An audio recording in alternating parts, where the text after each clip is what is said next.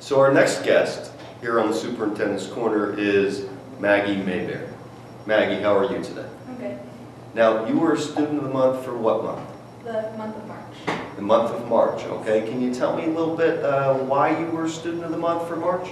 Well, I was nominated by our lovely tech teacher, Mr. Domenico, for being very hardworking, and he said that I was very polite and nice in his class. You seem very polite and nice, so I understand where he was getting that from. So you're hardworking. Where did you get your work ethic from for Mr. Domenico's class? My parents have always instilled being very hardworking into me, and from a young age, they've always, put a lot of pressure to, good pressure though, to make sure that I always put my schoolwork first and to work as hard as I possibly can, always do my very best. That's awesome. That's awesome. Now, what grade are you in? I'm a sophomore. You're a sophomore, so you've been here at the high school for 2 years. Yes. What's your favorite class here? My favorite class is definitely biology. I have had 2 biology classes. I had regular biology, and right now I'm taking marine biology, which I love them both. Okay. They're great. So you like the oceans, you like the Yes. wildlife in the oceans, you like how the oceans work, and have you been to any of the experiential learning type of things down at the shore with your class?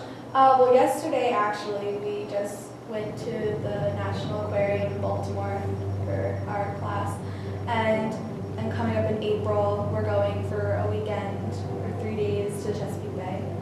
Right, and what are you going to do with the Chesapeake Bay? When I say experiential learning, it's not a field trip Right. necessarily, it's a learning trip that the class goes on, or selected members of the class in marine biology. And where do you go? Lewis, Delaware, or where do you go?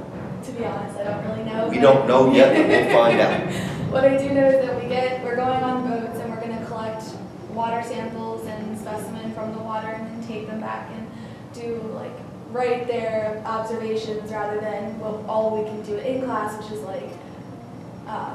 observations on animals that are frozen, but so this time it'll be write in action, looking at animals and observing the environments.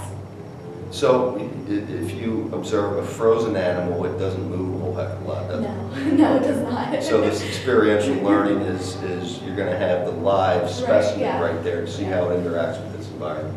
That's awesome. That's great. So you were nominated as Student of the Month. Are you involved in any extra or co-curricular activities? Yeah, I am involved in the GSA, the Spanish Honor Society, and the French Honor Society, and I also do track and field. Awesome. Now GSA, because there's a lot of people that are watching this who might not know that acronym. What does that mean? It's the Gay Straight Alliance. Okay, very good. Absolute pleasure talking with you. It's a pleasure. Again, another example of our hardworking students here at Oxford.